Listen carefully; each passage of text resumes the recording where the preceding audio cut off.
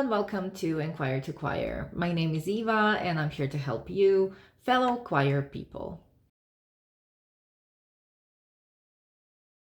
How to start a new choir from the perspective of a choir director. That is something that happened to me twice in the previous 2 years. I was invited to start working with a completely new choir that just assembled. So technically, I was coming to their first rehearsal. I didn't have anyone I could ask for that very first rehearsal, how to do it, how to start a choir. I'm starting to work with a choir that I don't even know. And the problem is, they don't even know. We're just assembling the choir. I may have the choir members, I can count on them coming to the rehearsal, but I don't know how they will work together. So that's so much to not know for the first rehearsal. I didn't have anyone I could ask, but now I've done it twice. So I wanted to be there for you if you ever get in that situation. You're starting a completely new choir and you're starting from scratch. How to do that, where to start, how to plan the first rehearsal. It's all in this video. This is not the first time I've done a video like that. How to start working with a new choir is already on the channel. It's a few years old. I stand by that video, but this is different because then you're starting to work with a new choir, new to you. But in this video, we are starting to work with a completely new choir. Also, just to note, this video is for choir directors, but when it comes to the choir management, there will be a separate video. It's a different thing. We are approaching the new choir from the music work perspective. There will be an additional video when it comes to the logistics of everything. For now, I hope you find this video helpful, and let's start with the video. Okay, I don't know what you think and how you think about starting a new choir. Let's think about the first rehearsal, okay? The first rehearsal, the choir starts with the first rehearsal. The perception of the first rehearsal is, especially when you try to show yourself as a choir director, is to do everything, do the most, do all of the things to convince them to stay, to convince them that you know what you're doing, to have a product at the end of the first rehearsal, because that will prove something. And I will let you know that it doesn't work like that, especially with amateur singers. You can have a group of people that have decided to be in a choir, but that doesn't mean they know how to be in a choir. Some of them have experience, some of them don't when it comes to being in a choir, but even those who know how to be in a choir do not have any experience when it comes to being in this new choir. Nobody knows, not even you as a choir director. You don't know the people, you don't know the energy, the way you're going to put them in voice parts, who is a soprano, who is an alto. You don't know that. And your first instinct for the first rehearsal maybe is to check everyone's ranges, to check which voices they are. I have to say I didn't do that the first few rehearsals because I was going on route of thinking that a choir as a group should develop as a group first. And that means that I have to think of the logistics first. If I want to develop a choir, then I have to think of the methodology of rehearsals. I don't know the choir yet, so I don't know how much I can push them. I don't know how much time does something take for the group. I don't know their energy. Do they want me to be cheerful? Do they want me to be serious? Do they want me to be very technical? Do they want me to be very descriptive? I don't know that. So if I don't know that, then I should get to know them better. So my first advice for you would be, it's not about the music first. It's about the technicalities. It's about the logistics of the rehearsals. It's about the way they will work as a group, and you are in a position of handling that in the best way. That means thinking about the longevity of the choir. You want to have a great foundation. You want to build a great foundation. And if you want to do that, you have to think of the rehearsals as a plan. You do not know what will come in a few weeks. You do not know how the first rehearsal will be. But that's the point. You're learning about the choir, you're learning about these people, and there is no need to separate them into voice parts at the first rehearsal. You do not have to have a finished product at the first rehearsal. Not in that way, not in the most functional way, because this is unrealistic. You as a choir director do not know how long things will take, and you don't know where to put the criteria. So first, the methodology of the rehearsals should be established. It's not about doing the score, it's about figuring out how long things take during the rehearsal. Second of all, you do not know what people know. Are they used to, or do they know that there is breathing involved and what kind of breath you should take while singing? What the vocal technique is? Do they have experience with vocal warm-ups? Do they know that they're going to warm up every time? Do they know how to read the score? Is that important? Do they know how to develop their sound? You do not know that. And the only way to know that, to get to know that, is to try. Also, if you plan on 2-hour-long rehearsals, I'm here to tell you that it's better to have a shorter rehearsal at first. Again, you do not know how much time something takes, and it's better to have more content in the rehearsal than less. You do not want to have a lot of empty space because you want to show to your choir they're at a good place. You are a good leader and you know what you're doing. So my advice would be, at the beginning, have shorter rehearsals. An hour for the first rehearsal to just feel the energy, in my opinion, is long enough. They don't even have the stamina as a group. They don't even have the stamina as their vocal cords are still, brushing up all of the things they've been through before. Because an hour is long enough to show you how much you can do in an hour, if that makes sense. You can feel that if you didn't have enough time, you should develop longer rehearsals. If it's too much, an hour, then you can feel it in the first hour. So I think an hour is a good measure for the first rehearsal. When it comes to the first rehearsal, how to do it, what to do it, where to start, which song, what do you choose? Should you go big and just try, 3-part song or 4-part song? It depends what you want, what you need, but my advice would be completely different blueprint. So for the first rehearsal, I did this. First, I come to the choir. It takes a really long time for them to get seated because they don't know where to sit. So please know that the logistics of the rehearsals are really sometimes materialistic when it comes to the chairs and you cannot expect that there will be silence when you stand up because things are just starting to happen. So have patience and don't take it personally. Okay, so the first rehearsal starts. First thing I did was to introduce myself, to say who I am, to greet them, to show respect, to say what the plan is. I really let them know that I'm thinking long term, that I would really love to take the first month or so to just see what the methodology of the rehearsals will be. I think that's very important because if you inform the choir about that, then they will trust that you know what you're doing. Because if they come to the first rehearsal, maybe they expect that everything will work, and it can't work the first rehearsal. You just getting to feel the room. I told them that both times, and they were really grateful that I told them that. And then I start to implement a little bit of theory when it comes to music, because I don't want to give them too much, because I don't want to overwhelm them. I wanted to give them little chunks of knowledge that will be very effective, that are very clear, very easy to understand as instructions, but in a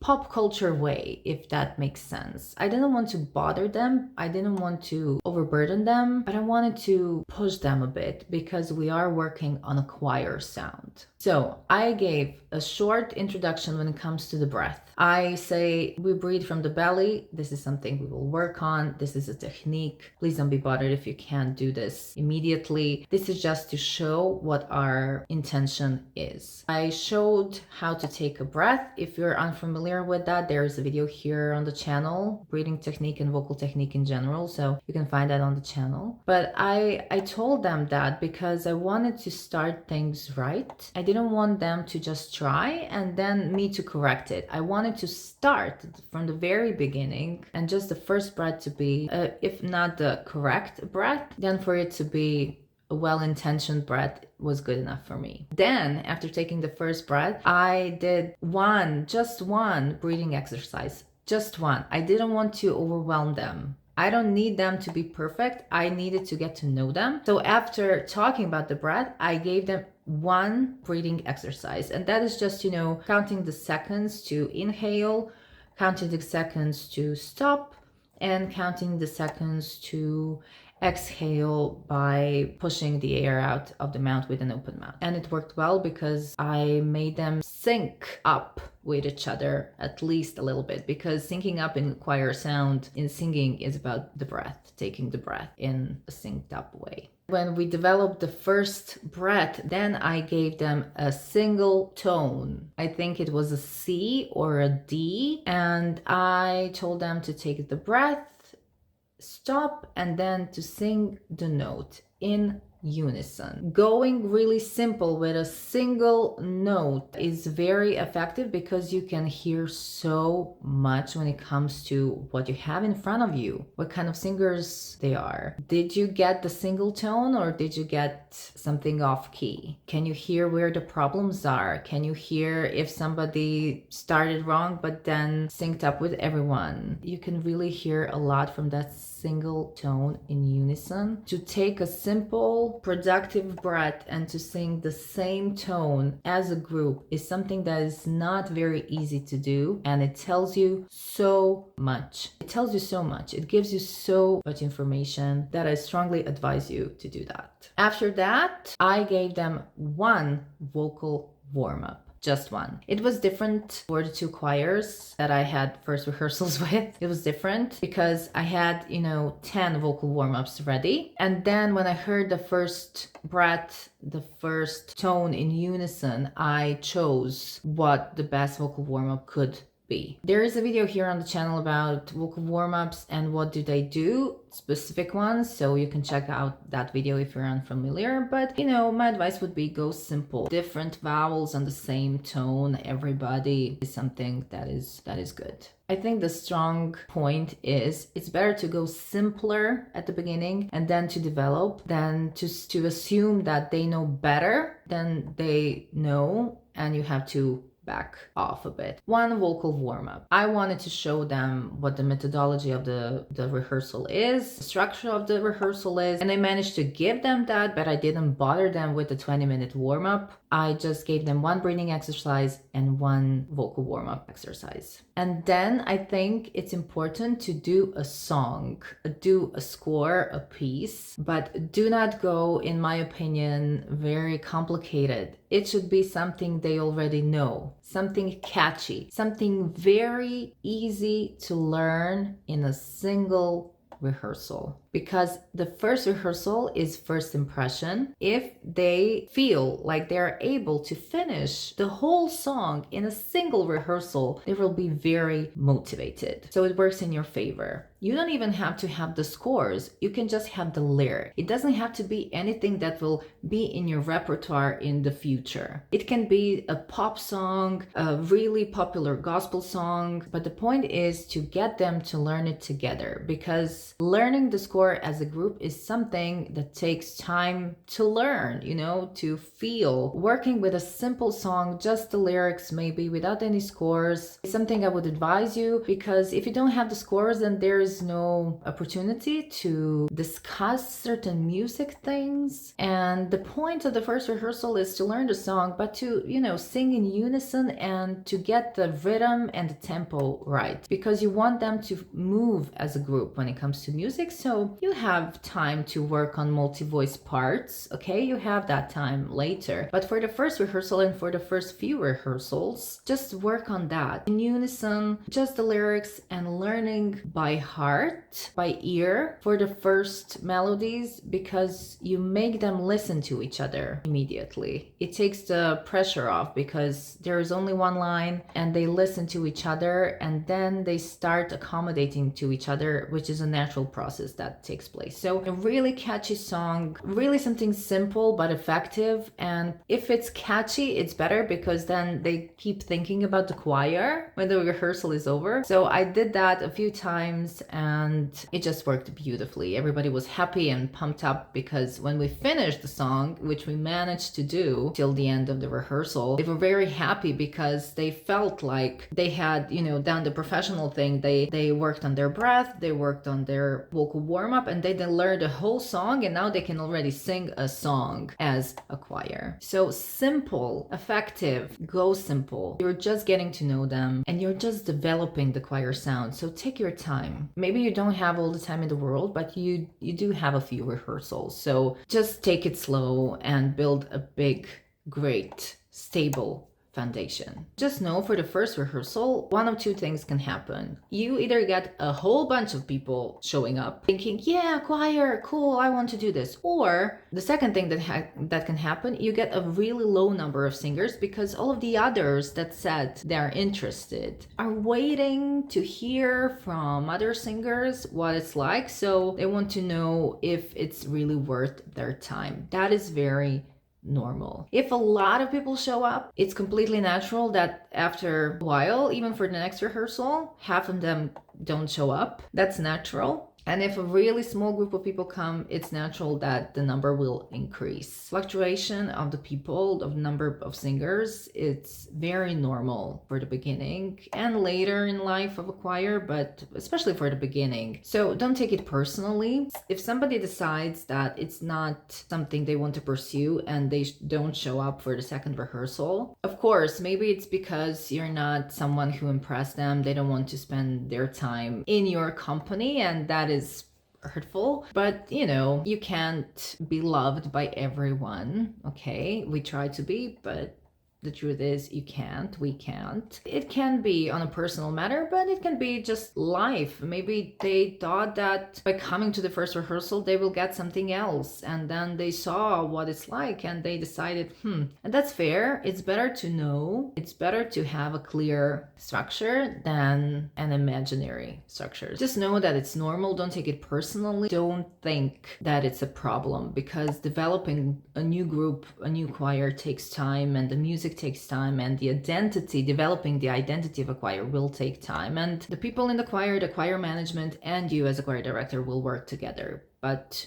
it will be okay. I know the first instinct could be, I want to show them that I know everything. I want to show them that I know every technical thing. Okay, but you don't need to show that at the first rehearsal. Okay, you don't have the time to show that. Don't bug them just because you want to prove that you're worthy of the position. Take it slow, okay? Trust that you know what you're doing, and trust that if you show them you know what you're doing in small chunks at first, they will appreciate it, because they will feel, they will learn, they will see that not only do you know things, but you know how to organize them. You know how to measure the input you give. That's impressive. And please don't think they're on to get you. Trust that you know what you're doing, because you do know what you're doing. Even if you're a complete beginner, the fact that you're here on the channel, the fact that you're reading about it, trying to learn something about it, means that you already know what you're doing a bit.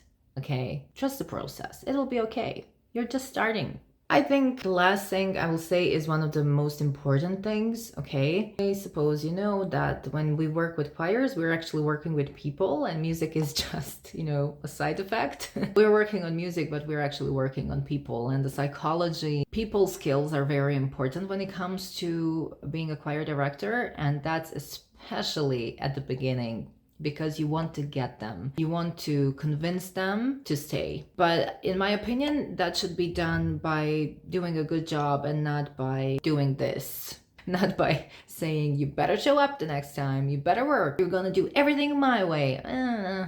Okay, just not about you, it's the group. You're very replaceable as a choir director, so it's better to think about the group. I think the biggest advice I can give you is read the room. Read the room. Just because you want to tell a joke doesn't mean you have to. Doesn't mean you should. Just because you want to be strict and professional doesn't mean you should be. The energy of the room will tell you at least something. It's not a problem that you try something when it comes to reading the room and working with people, but it is a problem if you don't listen what they tell you with their, silence and reactions and their energy that developed. So read the room. Don't push your agenda just because you want to be right.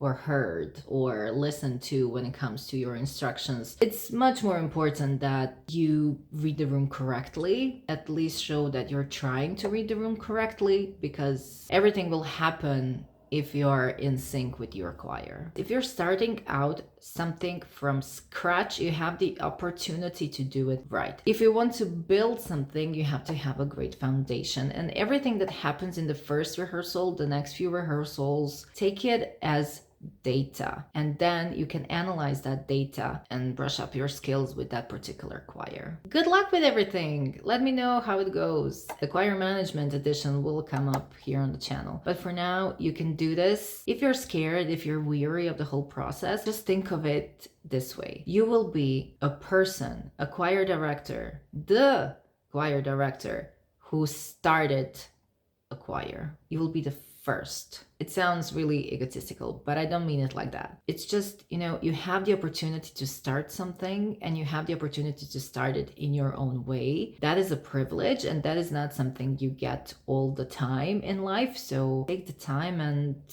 give yourself to that project in a way that is beneficial for you and for everyone else. Thank you for being here. Thank you for watching. Conduct well, conductors, and I'll see you next time. Bye!